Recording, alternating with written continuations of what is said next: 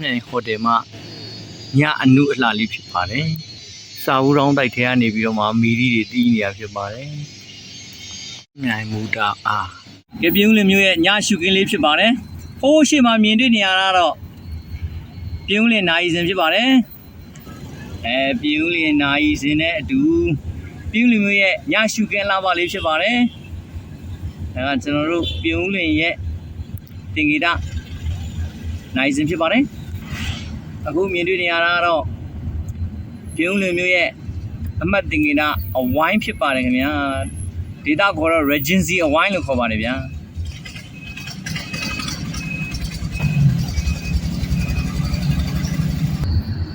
ခုမြင်တွေ့နေရတာတော့တို့ပြုံးလင်ရဲ့အမှတ်တင်ဂီတပန်းမြန်လေးကနမ်းမြိုင်ပဲဖြစ်ပါတယ်ပန်းမြန်လေးကနမ်းမြိုင်ဖြစ်ပါတယ်တော့ကတော့ပြောနေအဲ့ဒါနေပြီးမှနမ်းမြိုင်ဘက်ကို꿰မယ်ဗျာနမ်းမြိုင်ဘက်ကို꿰ပါဖြစ်ပါတယ်နမ်းမြိုင်ရဲ့ဒါညရှုခင်းလေးဖြစ်ပါတယ်နမ်းမြိုင်မျိုးတဲ့နမ်းမြိုင်ခေါ်တဲ့တဲ့ကိုသွားကြည့်လိုက်လို့ရှိရင်လေတစ်ပင်တွေကနေမီးတွေတီးနေတာတွေ့လိမ့်မယ်နောက်တစ်ခါထူးခြားတာကသိလားစာဘူးတောင်းတိုက်ထဲမှာကိုမီးလုံးတွေတီးနေတာဗျအဲ့ဒါတွေလည်းခဏနေပြပေးမယ်နမ်းမြိုင်ရဲ့ဒါကဘာခေါ်မလဲစာကြည့်တယ်ရှေ့မှာအဲ့မှာတွေ့လားအမစာဘူးတောင်းတိုက်ထဲကနေပြီးမီးလုံးတွေတီးနေပါဗျာညရှုခင်းညမှာတော့ထချူပင်လေးတွေကိုအလှဆင်ထားတာကိုတွေ့ရမှာဖြစ်ပါတယ်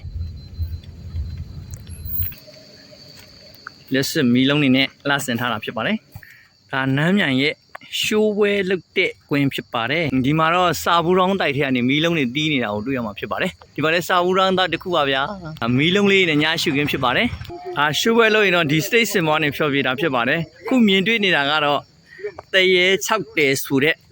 1အခန်းရှိတဲ့ဒါကတိုက်ကြီးဖြစ်ပါတယ်ညရှုခင်းကလည်းတော်တော်ကြည်လာတယ်ဗျနေခင်းတောင်လောက်မလာဘူးထင်တာပဲဒီမှာမြင်နေရတာတော့ဒါကစာဘူးတောင်းတိုက်ထဲကနေတီးနေတဲ့မီးသီးတွေဖြစ်ပါတယ်ဒါအကြိုက်ဆုံးနေကတော့ဒီစာဘူးတောင်းတိုက်ထဲမှာမီးလင်းနေတာအကြိုက်ဆုံးပဲဒီမှာတော့နမ်းမြိုင်ရဲ့ညရှုခင်းလာဖြစ်ပါတယ်နမ်းမြိုင်ရဲ့ညရှုခင်းဖြစ်ပါတယ်ဒါကတော့101C တဲ့နမ်းမြိုင်ဟိုတယ်ဖြစ်ပါတယ်ညီကိုမောင်တော်တို့ညရှုခင်းလေးကိုမြင်တွေ့နိုင်အလို့ငါတင်ဆက်ခြင်းဖြစ်ပါတယ်ဘိုင်ဘိုင်